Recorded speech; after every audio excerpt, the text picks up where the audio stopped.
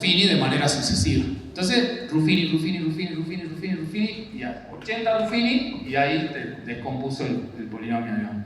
Por eso es una herramienta súper linda, digamos, porque además, cada vez que vos dividís, y ahora te lo voy a mostrar, digamos, te voy a contar este detalle, al dividir por un polinomio de esta forma, digamos, también estás poniendo en evidencia quién va a ser el valor que anula al polinomio dividendo, o sea, que es un valor que, esta palabra la conocen también en el secundario, es un número que se llama raíz cero o solución de un polinomio. Entonces, ahí automáticamente lo estás viendo, entre comillas. Si el valor ese genera un resto cero, quiere decir que ese valor es raíz o cero del polinomio. Pero bueno, volviendo al caso de la forma. Esta forma habilita entonces el uso del teorema del resto o de la regla de Ruffini. Como yo tengo datos de resto, ¿ven? Que me dice el resto tiene que valer 4, entonces, más vale, voy a ir directamente a usar el teorema del resto. ¿Podría haberlo hecho con Ruffini? Sí, y también te iba a dar, pero iba a ser un poquito más laborioso. Me convenía siempre el teorema del resto cuando tenés información sobre el resto. ¿Ves? Datos del resto, teorema del resto, si se puede. Bueno, ¿y en qué consistía la regla de Ruffini y teorema del resto? Esto también yo veo que lo enseñan así en el secundario, después ustedes me dicen si es verdad o no. Los que se acuerdan de la regla de Ruffini o teorema del resto, ¿qué hacían? Tenía un polinomio, que esta es la forma del polinomio t de x, ahí está, dividido este polinomio. ¿Cómo hacían para armar el Ruffini? ¿Te acordás o no?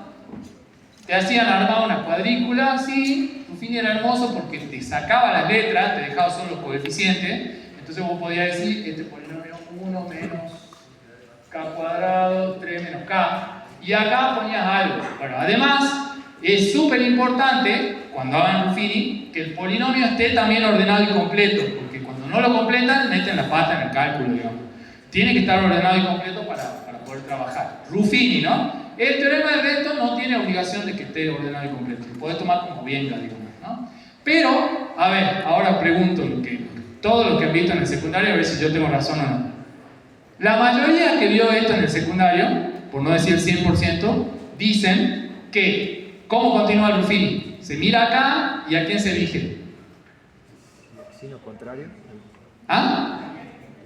Al término independiente, ¿qué le hace? Cambio de signo. Lo cambia de signo y lo pone acá. Y yo te voy a decir, está perfecto. Está bien, pero eso es una receta de cocina que no tiene fundamentos. Porque si yo te pregunto, ¿y por qué hace eso? Vos decís, porque el profe me dijo, ¿o no? Nadie entiende el por qué sacaste ese número así. O alguien sabe por qué. Nadie lo sabe. Estoy seguro, chicos, porque, insisto, hay que cambiar la forma en la que se enseña en el colegio y ahí vamos a llegar acá de otra manera, digamos. Lamentablemente por ahí estas cosas pasan, pero esto es mucho descubrimiento personal, ¿no? De años, estás mirando a ver cómo enseña el resto, digamos. Pero miren este detalle, a ver. Hay algo que ustedes saben, pero que no lo están usando acá o no se dan cuenta que lo están usando. Ustedes saben que yo 0 puedo repartir entre chicos, ¿no? No. Tengo 0 caramelo para repartir a ustedes 3. ¿Cuánto le va a tocar a cada uno? Nada. 0, 0, 0. O sea, sí se puede, ¿no? 0 caramelo dividido en 3 da 0. El problema está cuando yo tengo 3 caramelos y te digo repartirlo en 0.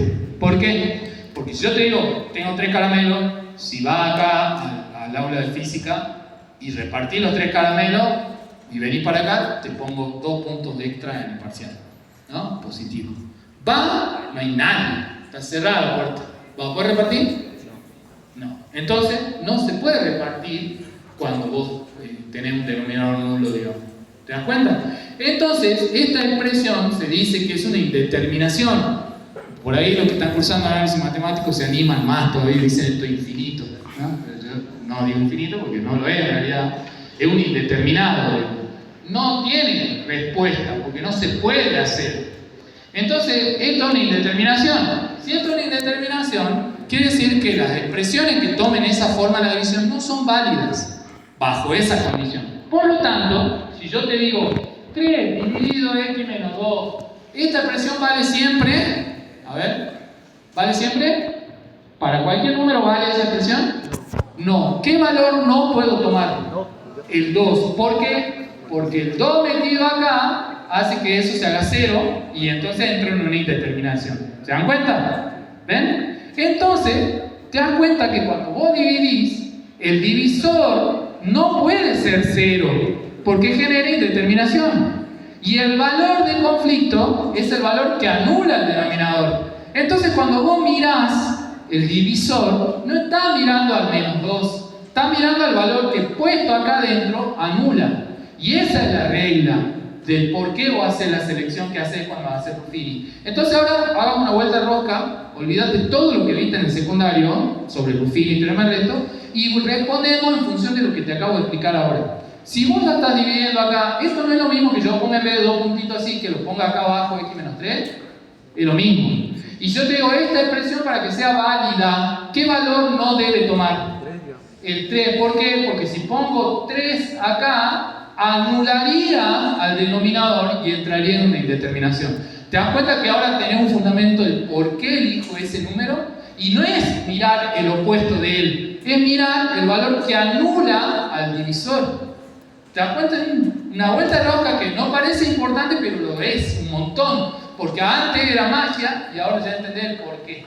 ¿Te das cuenta? ¿Estamos, no? ¿Me siguen? Bien, entonces no miramos el numerito cambiado de signo. Bueno, si lo haces está bien porque funciona. Pero tratar de interpretarlo, de entender el por qué está pasando eso que está pasando. Entonces, el valor de conflicto es el 3.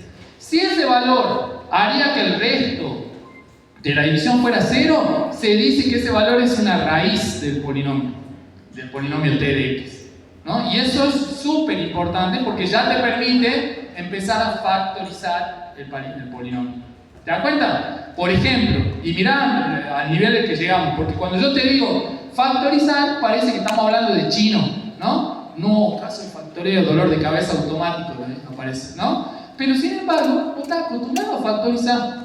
Todo el tiempo factorizás, porque cuando vos vas a pensar en, no sé, operaciones como, por ejemplo, 12 dividido 4, es más fácil pensar el 12 como 3 por 4 sobre 4 y queda súper evidente que vas a poder simplificar eso. Entonces, este proceso de factorización, que no es otra cosa que transformar un producto en factores, por eso se llama factorización, vos sí lo haces. Nada más que acá vos no te estás dando cuenta que lo estás haciendo. Y generalmente nosotros no hacemos cualquier factorización. Factorizamos en factores primos. Entonces a esto lo anotás así generalmente, porque el factor primo es 2. ¿Te acordás? Antes lo hacía con la rayita, así, ponías 12 dividido 2, dividido 2, y así va. No me acuerdo, 3, 3, 1, así era. ¿Sí? Y entonces vos ahí sacás, esto es 2 cuadrado por 3. Bueno, eso salió de ahí. Y esto es el proceso de factorización. Bueno, ¿cómo salió entonces? ¿Cómo encontraste los factores? ¿Dividiendo o no? Entonces, ¿cómo crees que dado un polinomio vos podés empezar a descomponer en factores? Dividiendo. ¿Y cómo lo vas a hacer? Con Ruffini, buscando ¿qué? Restos ceros. Ahí está la magia de la factorización. Gauss la vio re clara y entonces dijo, acá gano. Le metió y caso de factoreo se hizo recontra por Gauss. Le decían el niño prodigio de la matemática. Chiquitito así, una rata. Ya hacía magia, digamos, con los números, ¿no? Muy, muy poderoso. Por eso tenemos, después van a ver métodos de Gauss, Jordan, no sé, por todos lados parece Gauss. Bien, vamos a los bifes. Ya sabés entonces el teorema del resto, ya sabés por qué elegiste este número, y lo único que ya me queda hacer es reevaluar el número. Entonces yo sé que si evalúo ese 3, esto, evaluar, satisfacer, reemplazar, tener en cuenta esas palabritas. Evaluamos el 3 en el polinomio t, ahí está, ¿ves? Lo reemplacé, y eso me tendría que dar 4, que es el resto, ¿no? Porque el resto de 3 debería dar 4. Bueno, de ahí me quedó una ecuación en K, lo único que hice acomodar algebraicamente, de nuevo. Fíjate acá, mira, odio los negativos principales, entonces ¿qué hice? Cambié todo de signo, ¿ves? Cambié todo de signo para que la ecuación quede más linda, y ahí saqué los valores de K. ¿Me siguen, chicos? ¿Estamos hasta acá? ¿Estamos? Bueno. A pensar sobre Gauss, sobre Ruffini, sobre cómo aplicamos, ¿no? ¿Por qué hacemos las cosas que hacemos? Listo. Seguimos. ¿Qué puedo borrar? Todo ya no.